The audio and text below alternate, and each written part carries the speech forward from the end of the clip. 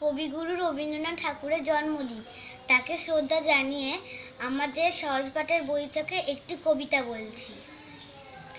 সেদিন ভোরে দেখি উঠে বৃষ্টি বাদল গেছে ছুটে, রোদ উঠেছে ঝিলমিলিয়ে বাঁশের ডালে ডালে। ছুটির দিনে কেমন সুরে পুজোর সানাই বাজায় দূরে, তিনটে শালিক ঝগড়া করে রান্নাঘরের চালে।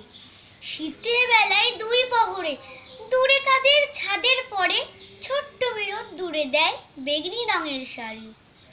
চেয়ে চেয়ে চুপ করে রই, তেপান্তরের পার বুঝি হই, মনে ভাবে ওইখানেতেই আছে রাজার বাড়ি।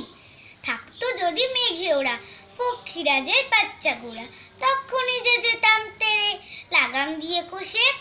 যেতে যেতে নদীর তীরে ব্যঙ্গমা আর ব্যঙ্গমিরে পথ শুধিয়ে নিতে মামি গাছের তলায় বসে। নমস্কার।